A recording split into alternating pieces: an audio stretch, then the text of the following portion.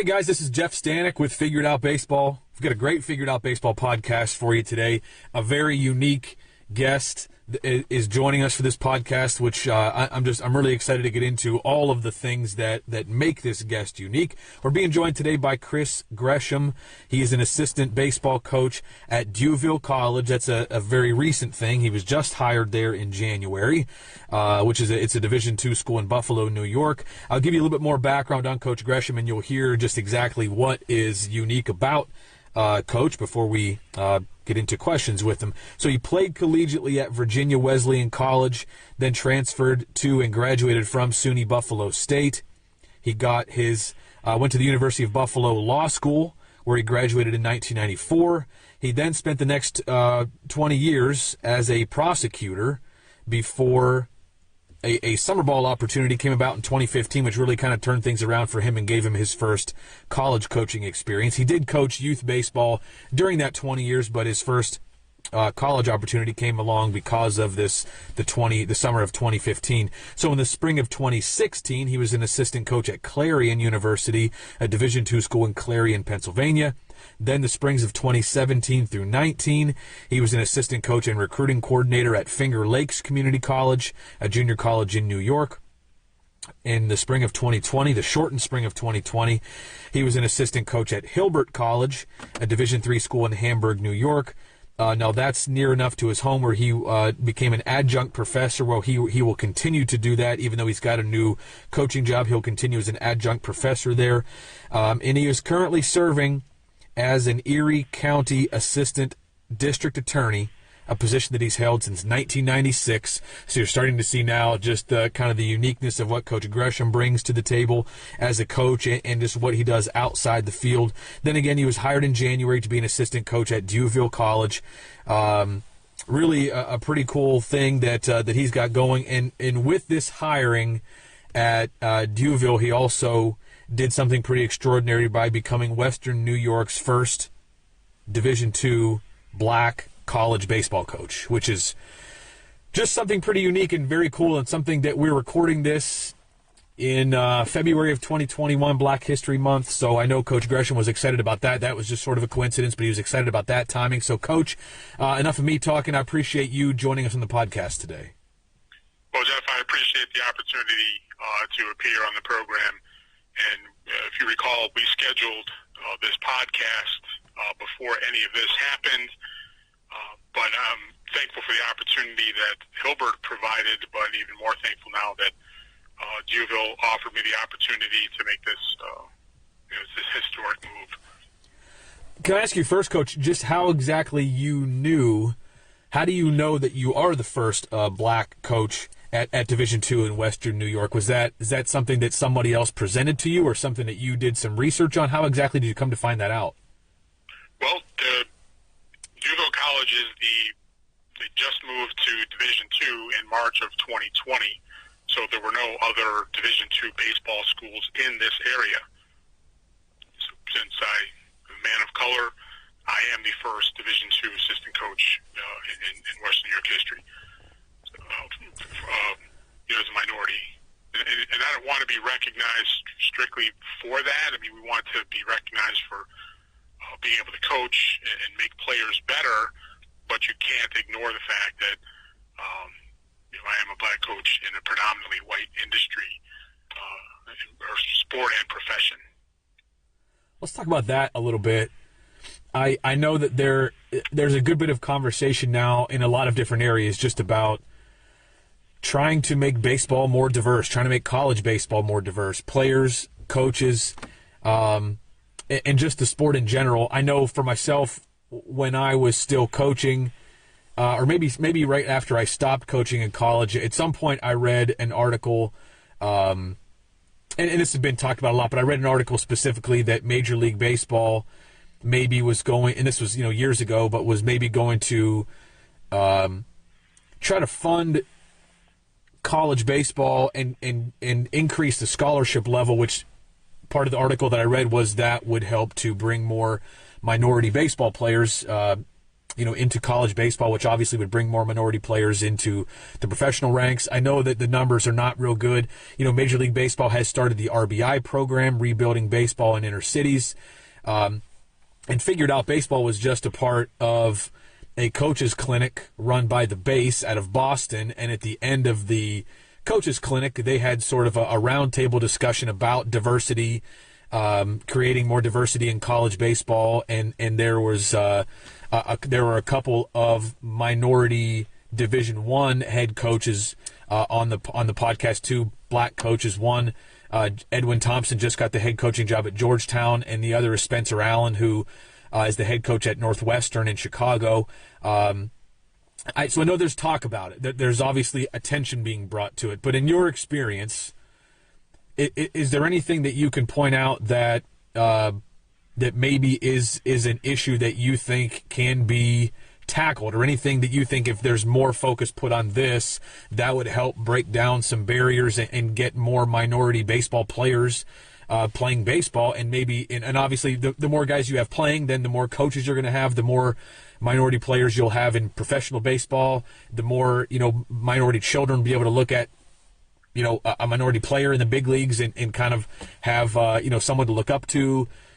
Is there anything that you have experienced, Coach, or just things that you've seen, read about, anything else that you think baseball, college baseball specifically, can address to get more minority players in college baseball? Well, having been around the game as long as I have, I grew up in a predominantly white suburb, and there was only just a handful of black players. But the biggest transition that I have seen is the prominence of travel programs that teach skill sets year-round, and they compete during the summer, and teams that win obviously have some talent, and that's where recruiters are going to go. But the programs sometimes are cost prohibitive, and they don't operate in the inner cities. They're predominantly in the suburbs. Facility that gave me my start, Full Circuit, is in Hamburg, and it's not cheap, but it's worth every penny. But some of that's cost prohibitive for some of the kids in the inner city trying to get the higher end coaching and prepping them for college ball. So the part of the issue is perhaps if RBI could perhaps fund a scholarship type program for players in the inner city to become members of these travel teams.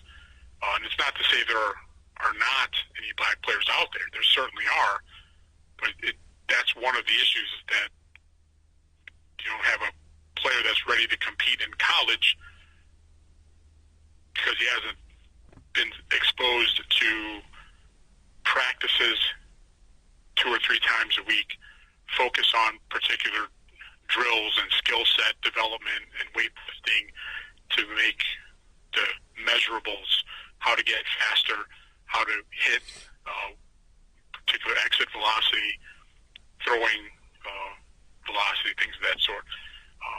And everything is moving in the right direction. And you mentioned Spencer Allen. He happened to be on the January-February edition. Is on the cover of Inside Pitch from ABCA.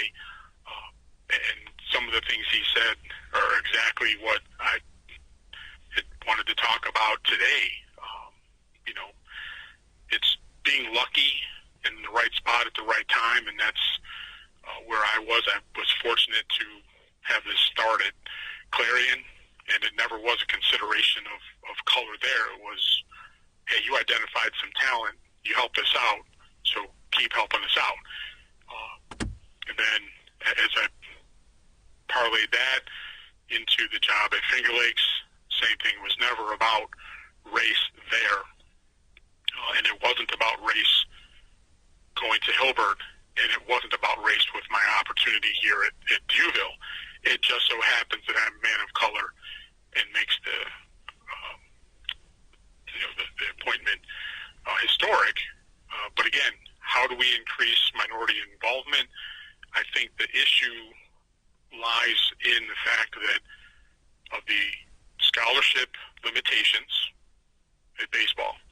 They're different than obviously football and basketball, and there's pretty much no such thing as a full ride for baseball. I mean, that's going to eat up a good portion of your 11.7 that a coach has to divvy up, and so kids in the inner city, they're not necessarily looking for baseball to be their quote-unquote way out, because if they have the athletic potential to play Division I college baseball, they also would have the ability, presumably, to play another Division I sport where there are full rides granted and they don't have to shell out as much.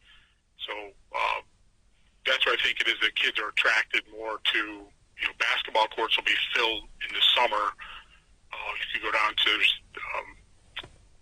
park nearby, has open basketball courts. You go down any time during the week and filled.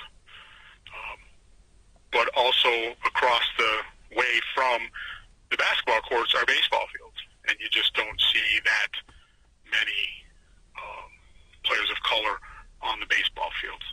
So it's just an attraction to basketball and or football that keeps a good portion of players of color interested in honing their skills for those two sports and not so much with baseball. Yeah, baseball is an expensive sport. And not just, the travel organizations are very expensive, but I don't know how it got to this, but I'm not that old. I'm 36, but like when I played in high school, we had like a handful of bats for my high school team, and a couple, I had a bat, a couple other guys had their own bat. The team would buy a couple bats, and that was it. Like the team had like 6 or 8 bats that everybody used, and now every kid seemingly has not only their own bat, but they get a new bat every year. And bats are like, what, $400, $450 if you're in high school, and every kid seems to have a new one every year. Obviously gloves, you don't have to get them maybe quite as often, but gloves are very expensive. It's just the equipment, the equipment in baseball is very expensive, and you've got to pretty much buy your own, especially like your travel team is not going to provide you with a bat. And it's almost like you got to have your own at this point. I know those things are certainly issues. And the scholarship part of it, that's why I read that article, and this was probably 4 or 5 years ago at this point, that Major League Baseball, there was talk of potentially Major League Baseball stepping in and doing something about the baseball scholarship situation for that very reason. In baseball, you're playing for, if you're a really good player, you're looking at 50, 60, 70% scholarship, which is it's a good number, but it's still not, you're still paying a pretty decent amount out of pocket, whereas if you get a basketball or football scholarship, you're on a full ride. NAIA schools are offering full rides for football. Division II schools are offering full rides for football, whereas, baseball, you're starting with 11.7 at Division I. Junior colleges are a little bit different. Division I junior colleges can offer full rides and can offer a good number of them, but 4-year schools cannot, and I know that's a big issue, and I wish that Major League Baseball, if Major League Baseball really wanted to see more minorities play, that's a very simple. I don't know how that marriage would work between the NCAA, even NAIA schools, junior colleges, and Major League Baseball, but if Major League Baseball just helped to fund the scholarship situation in college baseball, I think that a lot of barriers would immediately be broken down, because at least then you're playing for that. You're playing for as a high school player, you're playing for a full scholarship somewhere. And even if you can't afford to be on the most elite travel organization, if a Division II team sees you or an NAIA school sees you and they're able to offer you a full ride, and all you did was kind of play like local baseball, which can be fairly inexpensive, or just play high school baseball and the right person's there to see you, then I think that opens up opportunities that right now a lot of high school athletes just kind of realize that that's not going to happen. And if I want a full scholarship, I've got to play the other sports, and they probably don't even play baseball into, a lot of them don't even play baseball late into their high school careers, which is certainly a shame. For you, Coach, when you're out scouting, do you pay any extra attention to minority players when you see them, just in your heart, because you want to give them opportunities that maybe other people don't? Or do you do anything to try to help minorities or see organizations that maybe help minorities get some exposure? Do you try to do anything like that just to help players that are minorities to have opportunities? Or is there anything out there that does help athletes that might be minorities? All I can do is tell you what I have done. So when I started out with Clarion, went to a showcase event, and clipboard, stopwatch, radar gun, the whole bit, just evaluating talent, not specifically looking for, well, let me see how many black players are out here today and let me just watch them. That's not what my job was. It's to find talent that's going to help the team win. But there was a player who stood out. He got down the line really fast, called him a burner, and was able to help get him recruited, and he became a starter for Clarion after I left, but he did become a starter there. And that's really what it takes, is just having an open mind on coaches, and not to say they have a closed mind. That's not it by any stretch. It's just, with baseball, measurables are the first analysis. Again, regardless of color, a 6'9" runner is a 6'9" runner. 6'8" is a 6'8", and that plays well, at Division I, Division II, and even III. And if there are shortfalls in other aspects, that might dictate where that player goes. But you can see a player been to other showcase events or combines, if you will, and there have been several black players there, other players of color. It's not that you flock to them and, hey, let me just watch these guys, because again, that's not the job. The job is to find talent that can help your squad. So, but you give a look, and if he runs a 7-1, he runs a 7-1. I would put an asterisk next to that player to remind me down the road that was a player of color. That much I do, because that's when my opportunity is to help that player, get further recruited. The head coach makes the decisions and make the recommendation. But beyond that, it's still, again, it's the same issue that we've both addressed now. It's players aren't turning out with the same numbers as they would for basketball and football.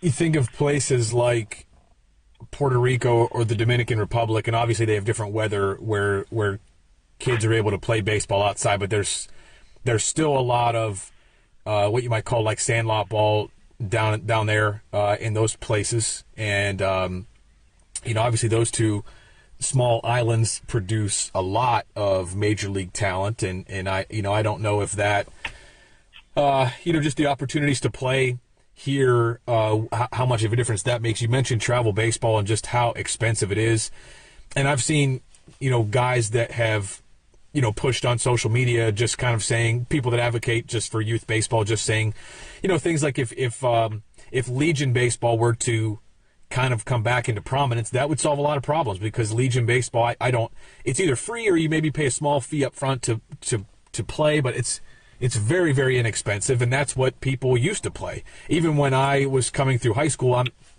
from a pretty small town in central Pennsylvania, about 2 hours from Pittsburgh, and I would have had to go to Pittsburgh to be on a travel team even 20 years ago, and now there is a travel team in my organization or in my area, and there seems to be a travel team everywhere. Like, no matter where you live in the country, there's a travel team within reach.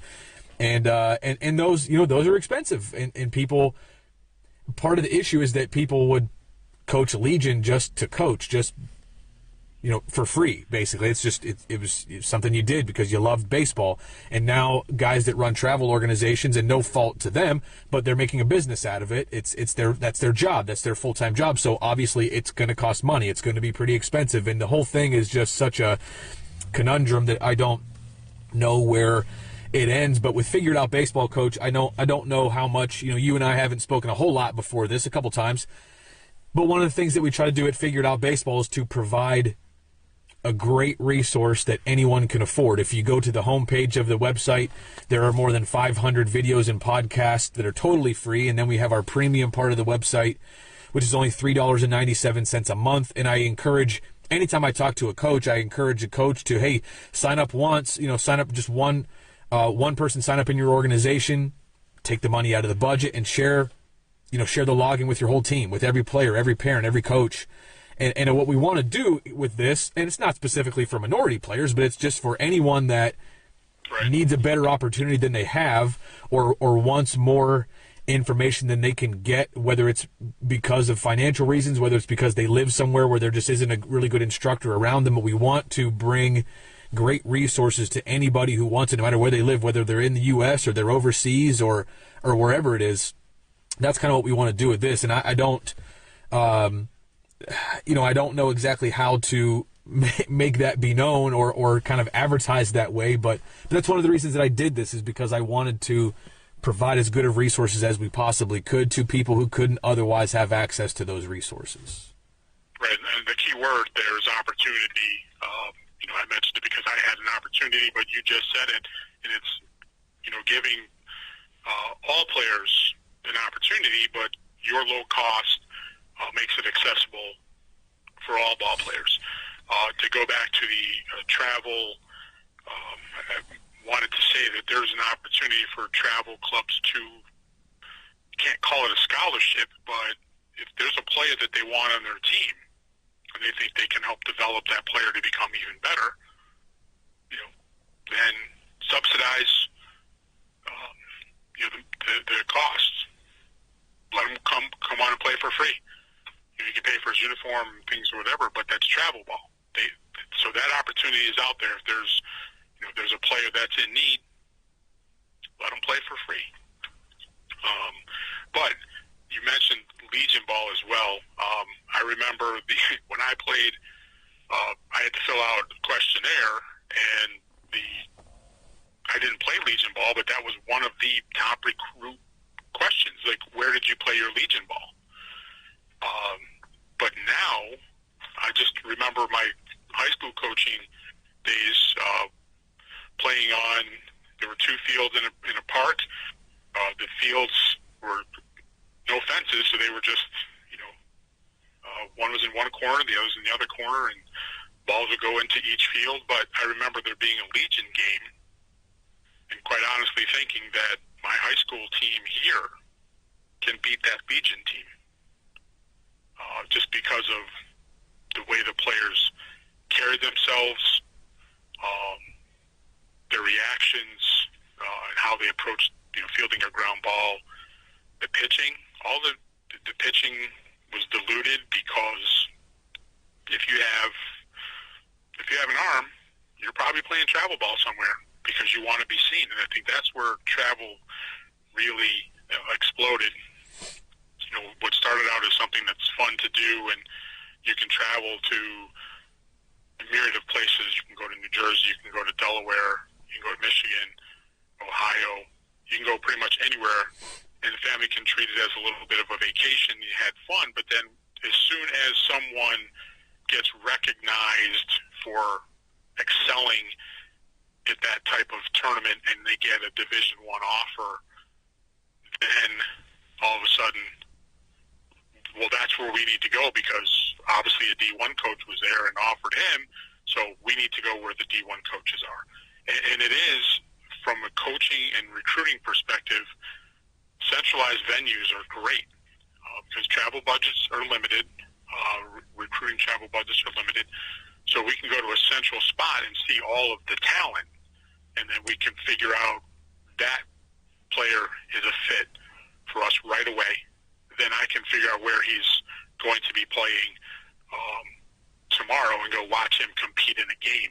Not just the showcase component, but I want to see how he can compete during a game. So that also increased, the need to travel, the need to be on a squad, or to join a organization that will list all of the player info, summarize it, hold an event where it's a statewide event, and we can evaluate the talent in 3-4 hours in the morning and stay and watch more of the evaluations in the afternoon, and then the next couple of days watch these players compete. So that's where Legion ball gets diluted, because these players, instead of being at home in the Legion game, they're at the showcase event trying to be seen because they know the coaches are going, because they were there the year before, they were there the year before that. So that's how Legion ball has kind of gotten diluted. I don't know that bringing it back and making that a primary,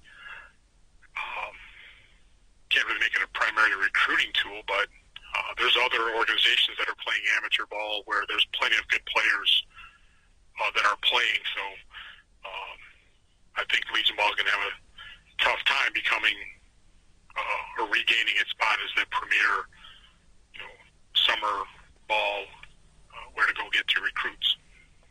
I've said this before, and I still think it's a pretty good idea, but I don't, it's how to get anybody on board with this, I don't know. But once players commit to a college, which is happening earlier and earlier now, once players commit to college, I think it would be a good idea for those players to then go back and play Legion.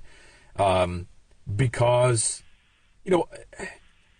regardless of what your family situation is like, and unless you're like a high draft pick, if you're committed to, a mid-major Division I and you're not getting drafted instead of high school, even though you hope to, but you're not getting drafted instead of high school, why not go play Legion, go play for free, and spend your last couple summers, of high school just being around home, and spending time with your friends at home and being around your family more before you go off to college. And then if that was a thing that everybody did, then obviously you'd have pretty decent competition in Legion. Like your underclassmen might not be there because they're still trying to go out and get recruited, but certainly 18-year-olds graduating seniors, most of them would be playing Legion in that scenario. And there's, they're going to be juniors and sophomores that have already committed that would be there as well. And once you've committed, why not? That would increase the competition level. It would make Legion, exciting, I think, and more desirable. And maybe that would be the start of it. And again, it would save families thousands and thousands of dollars. Travel ball started out like, let's get the best players from this area together and go play some other people and help them to get exposure, but also just help the good players to be able to play against other good competition. And but once you've committed, what's the point of going to paying $5,000-$10,000, whatever it is, whatever it costs to play on these good travel teams in the summer? Why continue to pay that once you've committed? Why not save $5,000 or $10,000 that you can put towards your tuition next year and just play local baseball? I don't know. To me, it seems like a good idea on the surface. Maybe there's something I'm missing, but anyway, that's something that just I've had in my mind. I think the next carrot, though, is if I've committed, then I must have draft potential, so I'm going to continue to play at these travels because I'll never know when there's a scout that will be there, and or maybe there was a scout already interested, but if I'm playing higher level competition, that scout can follow me, and or my buddy he definitely is getting scouted. I can play with him on this superior travel team. We'll be at this venue, and maybe that scout will recognize me as well, whether I've committed or not. But it's always the next carrot, and that's where, as I mentioned earlier, all it takes is one person from a team that wins a championship. They're, of course, the proper age, but a player from that team get a D1 offer, Everyone's going to know about it with social media and things of that sort. Next thing you know, everyone wants to go to that team, chasing the D1 dream. And there's nothing wrong with chasing that. And that was one of the things I wanted to talk about. There's a difference between a travel team that's together so players can have fun and enjoy playing ball, but there's other organizations that truly develop players where, practice day one is a particular skill set. The next practice is scheduled for a weightlifting session on how to, properly carry out these weight training exercises to get better. Then you have most times BP every time, and you have eyes on to say, well, you need to tweak this particular mechanic. You need to make that adjustment to help you be able to hit, faster velocity, things of that sort. So there's a difference between just a regular old travel team that's thrown together, or organizations that have a plan where they're developing better baseball players. So I don't think they're going to go away,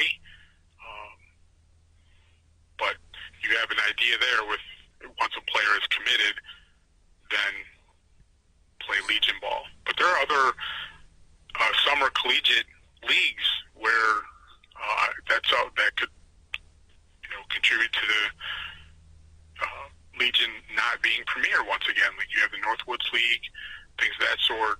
There's other collegiate summer ball leagues now. I know there's Ripken down in Myrtle Beach. They have just started, I think, 2019, where they really started to advertise, hey, we have a summer collegiate league down here. The games are going to be there'll be video feed, walk-up music, all that stuff. So, again, that's going to make it difficult for Legion to make it back to where it once was. You're not wrong about dangling the carrots. And for kids, it's not just, I think for a lot of kids it is the draft potential. Hey, I'm committed to a Division I, or hey, I'm committed to a nationally ranked Division II. Maybe I have a shot. But it's also like the rankings. They're always, kids are chasing rankings. And if you don't go to events, you're not going to be ranked. And that's something that these the organizations that run showcases and tournaments, they're really good at dangling those carrots, and they've got people hooked and think that that's a big deal when really it's probably not in a lot of cases. But maybe it is. I pay attention to them as an associate scout. As I'm sort of preparing for the spring, I know guys in my area already, but I'm also going to look at the rankings from several different organizations and just see what they've seen. Like they might have seen somebody who took a big jump in velocity, and now that I can verify that to this third-party source, now I know that, hey, this guy got better from when I saw him to 6 months later he took a jump, and maybe this spring he'll take another one. So I need to go out and see what he did, and I wouldn't know that if it wasn't for those organizations that are ranking kids and that are recording all the measurables and all of that. Now, Coach, for you as a college coach, how much attention do you pay to rankings, to kids in New York, as several organizations are going to rank the kids in New York? Like, how much does that mean to you? If you see a guy or you maybe have never seen a guy before, and someone calls you and says, hey, here's so and so, here's a name that I think you need to pay attention to, are you going to look him up in some different places and just find see what you can see about him, check his ranking, see if you can find video, check what kind of measurables you can find about him? Is that something that you do to begin the recruiting process if you hear about a player? I'm speaking only for myself. Ranking means nothing to me, simply because I'm looking at skill set. If I go on to an organization's site that summarized everything, I'm looking for measurables. Then I want to see the video to see if that measurable that's in a static environment where you're hitting off a tee where they measure exit velo. Radar guns are up and they're thrown off the hill. Things of that sort, or they're hitting ground balls so that we can evaluate your skill set for fielding. Those are the things that matter to me, because I need to see if I can coach that player, is there an adjustment I can make to his swing to give him more power, or is there, does he have upside? There was that terminology, upside. He might not be the guy now, but he could fill out and be the guy. There was another player, I won't mention his name, but I saw him just working out with his high school team, and he was the definition of upside. Wiry kid, a lot of whip in the arm, and was only low 80s at the time, but I'm like, oh, nope, it's there. It's going to be there. So I actively recruited him for Clarion, but he had another offer that came in, and so he was going to go to, I believe, a junior college and develop there. But he was seen by a major Division I based on a call. They came to see him throw, and by that point he was sitting high 80s, and he got an offer and joined that team. So players are going to develop, but it's the visual component. I can put him on the radar gun, that's one thing, but his physical makeup and whether he has the whip in his arm that shows that there's potential for increase, that's what I still need to see that. And before I make a trek to a venue to see a whole bunch of players, if there's one who I have in mind, I'll see if he's got the minimum skill set. Is he 70, throwing 75, or is he throwing 85?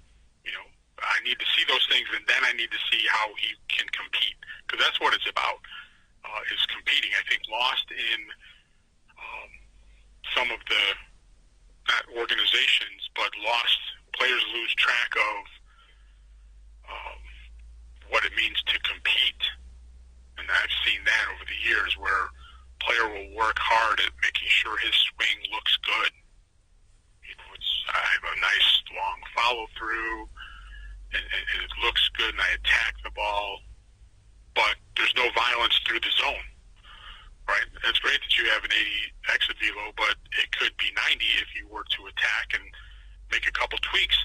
But they're so focused on, looking good, then it doesn't translate to a game. A hittable fastball ends up being fouled off because you're worried about looking good, or you can't pull the trigger. I've seen more guys get locked up because they're worried about how their mechanics are. They get locked up and can't just cut loose during games. So that's if there is a downside to some of the development programs, things that players are losing the ability to compete. And I can tell you one thing, though, where in all my years of travel, you can see those organizations that stress being able to compete, because they get in the box and the first fastball that's over the middle of the plate, there's a good swing getting put on it. And those are the teams that tend to win the tournaments and things of that sort. So any players that are out there listening to this, never forget that being able to compete is one thing to keep in mind, and always try to compete. That's absolutely something that you just don't see get enough attention in baseball, youth baseball now. We talk all the time on these podcasts about social media and about the impact that social media has on baseball. And on social media, all anybody wants to do is post about a guy hitting in a cage and look at the swing and look at the mechanics and oh my gosh, he looks just like that major leaguer. But I think that there's a whole lot to being able to compete. I'd rather have an ugly swing that competed in the box and a guy that just had a knack for getting the barrel on the ball than a guy whose swing looked just like Mike Trout or just like Nolan Arenado or just like anybody else. I'd rather have a guy that was maybe a little bit of unconventional swing who just barreled the ball and was very competitive and played the game hard in all phases. I'd rather have that guy than the guy with the mechanically perfect swing. And I don't know if maybe that's changed, or that's just because I haven't coached college baseball for 6 years or whatever it's been. But that's how I feel as a if I was still recruiting or if I was coaching in college now, those are the guys that I would like. I'm in agreement with you that I think the competitive factor is something that that is certainly a tool that I think coaches look for. Now, Coach, is that something that you believe can that be taught? Is that something that you think that it comes naturally to guys, or is that something that needs to be taught? Obviously, if it can be taught, it might take time to do it, so you'd rather have the guy that has that now, just like any other tool. But is that something that you think you can teach a guy, or is that something that you just think is sort of it's either in a guy or he's not, as far as just their competitive nature? It can be taught to an extent. Let's just say we'll take that one player who needs a year to develop, all right? But with increased repetition and improvement in skill set, there's success. And then once success happens, then there's confidence. And with confidence comes an increased ability to compete.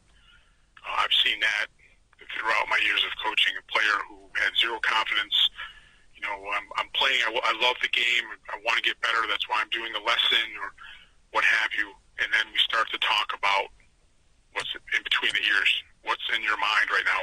And of course, you can't talk to a 12-year-old in terms of how to compete the way you can a 17, 18, or 19-year-old. You can be a bit more aggressive with the older player, and they'll understand the mental component a little bit more and kind of get things ironed out and get out of their own way. But you can't do that with a 12-year-old. The 12-year-old still has years of ball ahead of them, and the game should still be about, yes, competing, but it should also be fun, and there's a balance there. But being competitive can be taught in a sense of, hey, we're not going to be taking pitches today. I want you swinging. That teaches a player to be competitive, as opposed to, hey, let's get guys on base and let's take the first two pitches.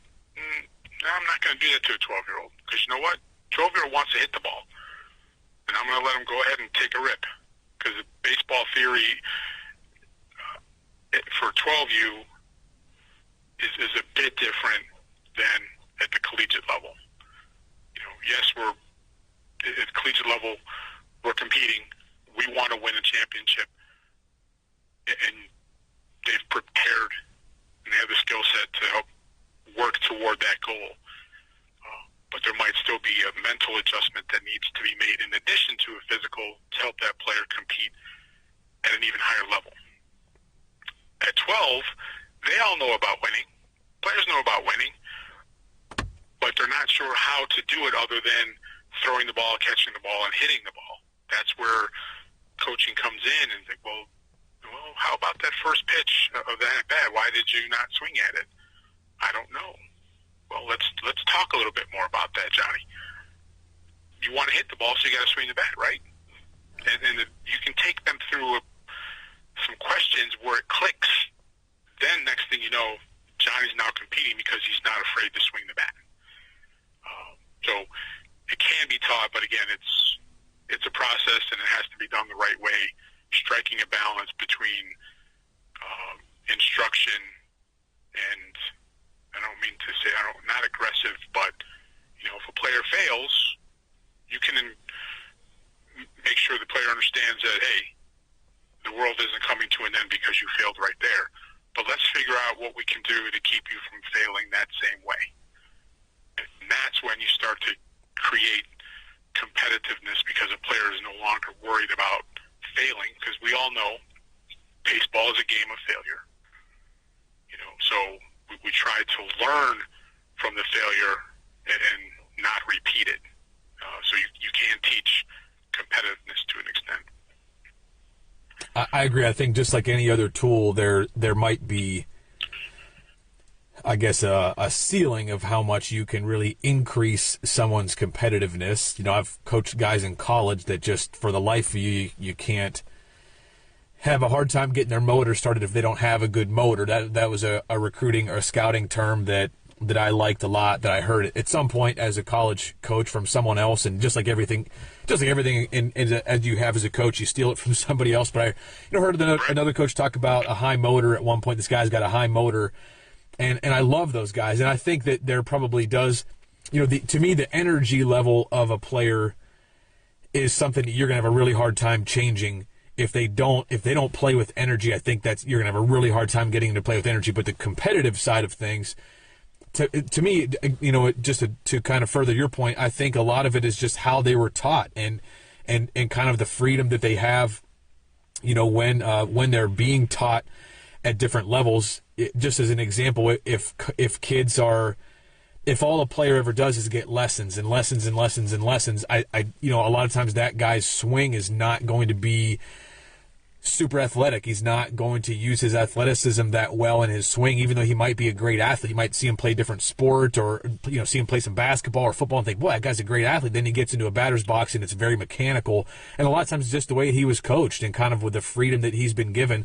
And I do think that the competitive side of that is along the same lines, but the energy that a player brings, I think, is really important as well. And I think that, when you're going out to recruit players, that's something that always stands out is the energy. Is that something that you find? I mean, do you find yourself taking notes and looking at some intangibles like that, like writing down how competitive this guy is, or just the energy that he brings on the field, or how much he talks to his teammates? Like if he's constantly picking his teammates up and slapping high fives, and when a guy makes a great play, this guy's there talking to him and saying, hey, great job. When a guy struggles, a player's always there saying like, hey man, you'll get him next time. Are those types of notes that you're taking when you're going out and recruiting, are those things important to you, all those intangible type things? Absolutely, because the last thing that I'm sure most coaches will agree, if not 100%, you don't want a person or a player that's on the team that has, a bad attitude that will infect the whole squad. Everyone's entitled to a bad day. And if you have that bad moment, but you move past it, that's all right. That's competitiveness. But if you let your bad at bat carry over to snapping at another player who may have had made an error or who struck out, and then it starts to carry on, that same player is also the one who comes getting out of the car with one cleat on and running through the grass over to the bench or walking over and not ready to compete for that game. Definitely don't want those, but we are looking at that. I remember going last year in the height of the pandemic. I shouldn't say height, but it was shortly after the restrictions had been lifted and baseball was allowed to compete. I get to the field early. Why? Because I need to see IO. I want to see what these players are doing when they don't think anyone's watching or when nothing's at stake. I want to see how they're warming up. Are they joking around or are they serious? And you can joke around if you're performing, but if you're joking around because you overthrew your partner by, 15 feet, that's not good. But you can play loose. So I want to see those things. But remember, there was, one player who on the sheet that we were given had the best measurables, that were reported. Got there just before the start of the game. No IO, no BP, so I couldn't evaluate him. I had to go with just the in-game eval, and that game got out of hand really quick, and it was a mercy rule shortened game, so I didn't get a full eval on that player, but he might have been recruited had he been there on time and participated in the warm-ups, and I got a chance to see where he is. So, yes, all of those intangibles are things that we take a look at. Again, I can't speak for every coach, but we got to make sure that that's a person that's going to fit with the chemistry of the team and not create bad chemistry because they can't handle the failure components of the game.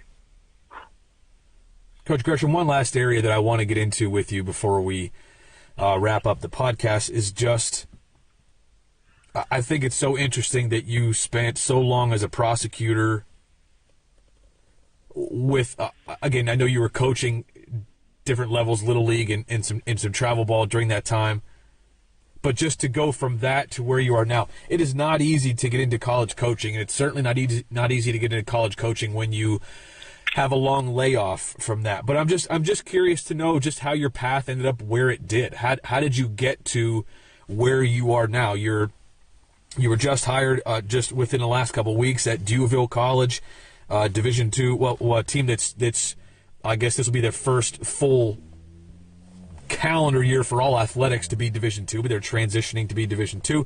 You're a Division II assistant coach, which is a pretty extraordinary thing to begin with, and yet you still are an assistant district attorney. Like that's got to be a pretty intensive job, but yet you still do this, and there's obviously a lot of passion for it. How did you get here? Not just like how did you get hired, but just how did you decide this is what you wanted to do, or how did you decide that college baseball was something that you really wanted to pursue? Just how did you get here to where you're doing both of these things and doing them well and doing a lot of things that, two things that a lot of people would maybe have a hard time balancing? How did you get to this point where you are right now? Well, I'll jump around a little bit. The balance comes from having been here 25 years and accumulated a lot of vacation time. So, I use the time appropriately when I have to get out to go coach. For example, when I was at Finger Lakes, that's in Canandaigua, New York. That's 80 miles away from Buffalo.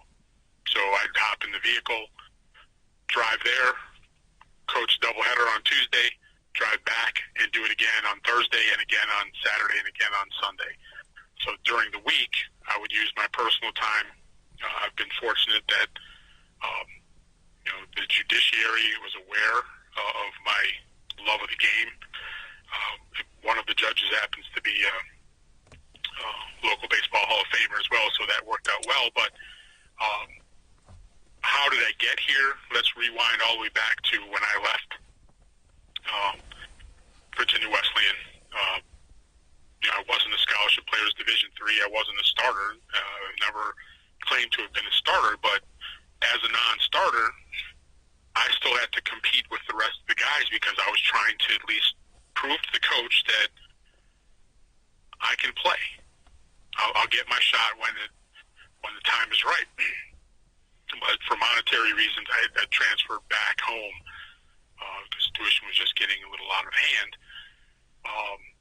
But just remember soaking in everything that Coach was talking about, and then looking at, well, why is he starting versus this other kid? Because I couldn't see the difference. I thought they were both good, and in some respects it came down to, well, that guy's a better hitter. And I had the fortune of being around a guy named Chris Gresham when I was at Virginia Wesleyan. He ended up getting drafted by the Giants and was in their organization for a little bit. So I look back on that and I'm like, oh, okay, that's a pro skill set. He did everything and made it look so easy. He was really super nice, and he was able to explain some things to me. And then he ends up getting drafted while I was back in Buffalo finishing up. So I was lucky in that regard, but I also got into coaching a Little League just because I love the game. And coached another a player who would go on to be a professional, but he was a lefty, and all I did was, again, take some 12-year-olds, and I didn't treat them as college players, but I was fresh out of college, and they could relate to me because I was still close in age to them. And it was cool for them to have their summer coach, their Little League coach was a former college player. So that's how I got into it, and we won a championship that summer, and it was pretty fun. But then, life happens. You end up having kids, you have a career, and I was away from it. But I was fortunate that I had a son who was a bit above average, and it was his playing that kind of paved the way for me to get into college coaching. As I said, I started out with Clarion because Clarion was recruiting my son. And as a father, I simply was like, well, I want my son to be on a competitive team, so I know that player over there can compete. Let me just go to the coach and say, hey, keep an eye on that guy. So that's how the collegiate thing started. and I was around people who were either professional scouts, associate scouts, who played Division I baseball. Every time they spoke, I soaked it up and just added it to my toolbox. And I think the biggest impact was Terry Collins, who was then the manager of the Buffalo Bisons at the time, and he hosted a clinic, but he himself taught the hitting component, and something that has stuck with me my entire coaching career was the concept of hands inside the ball. You hear different permutations of it now. Say it differently, but if a player's having trouble making contact, that's one of the first things I go back to. I always will. Hands inside the baseball. That knob has got to be inside the path of the baseball, and go from there. And that usually will iron out a lot of things. And then being around people, again, soaking up information and being able to explain that to a player to help them get better gets recognized.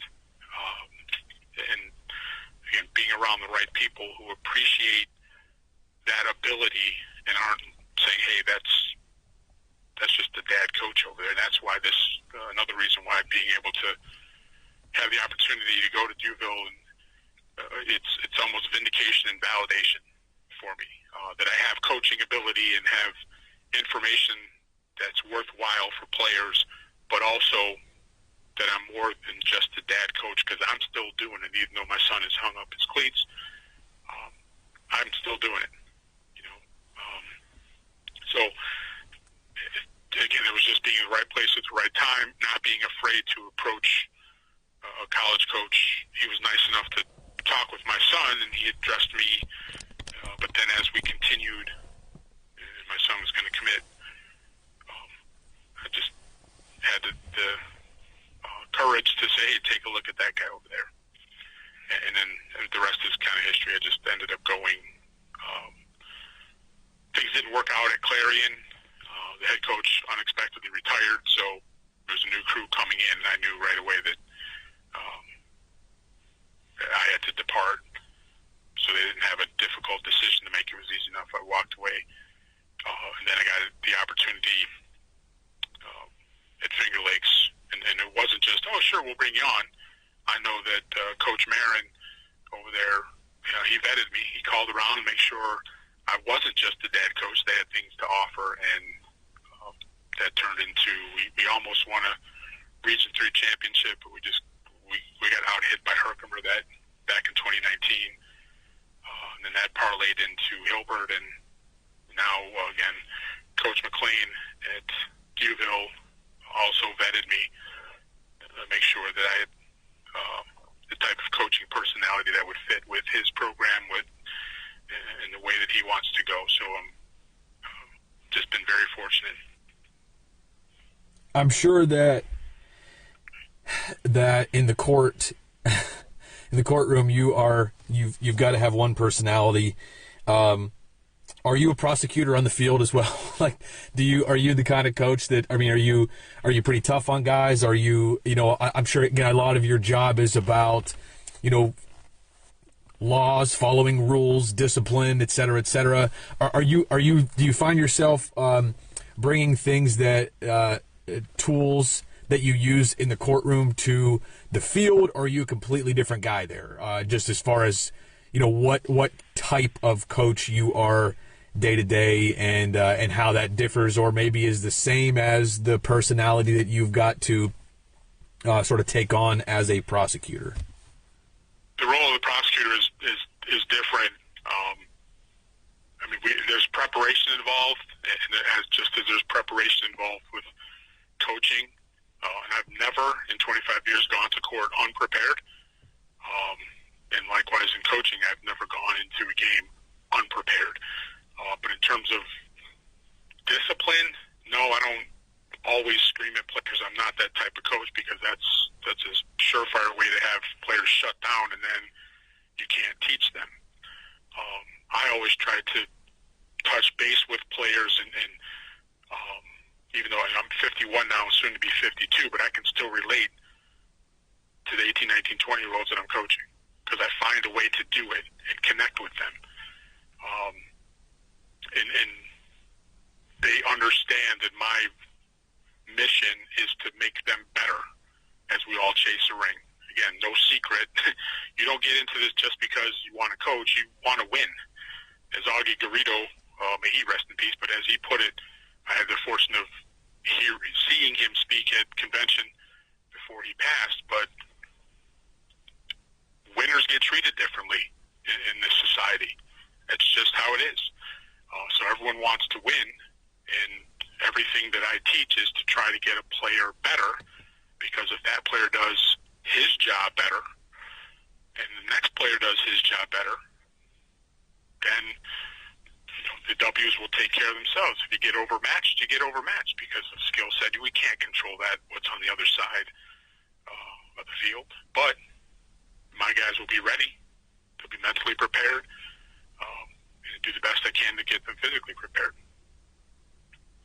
But there are times, though, when, the voice has to go up a little bit.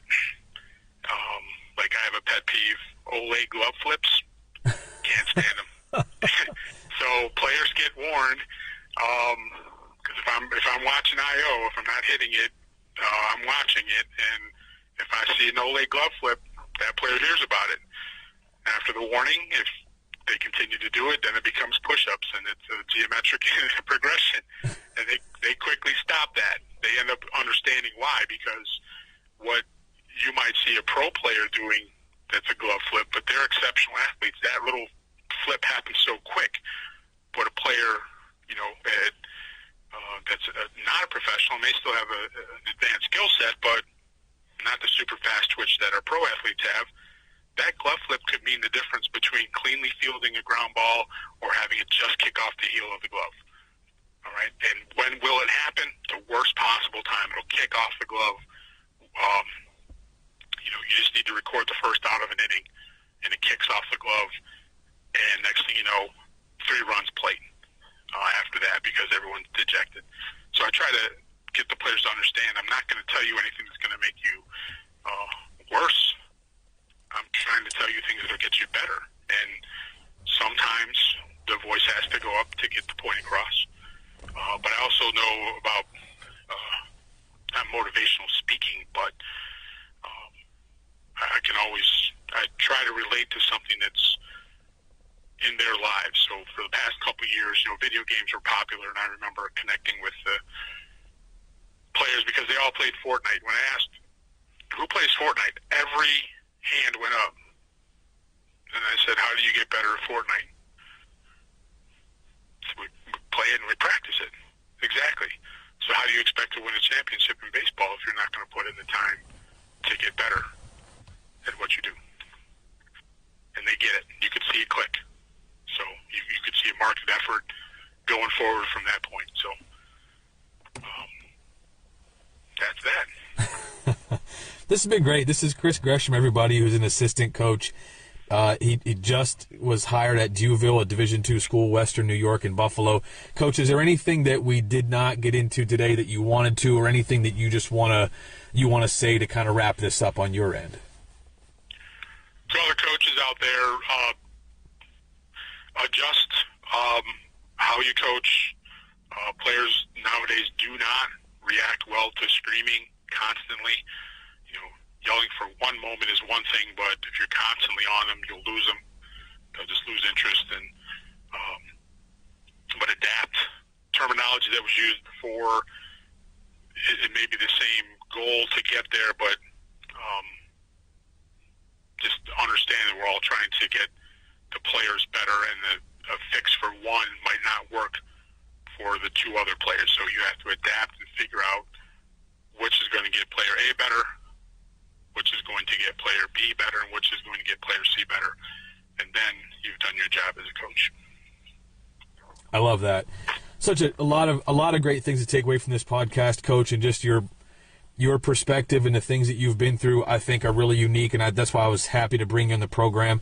And I just want to personally thank you for taking the time. I know you're a very, very busy guy, so taking the time to be on this podcast means a lot to us.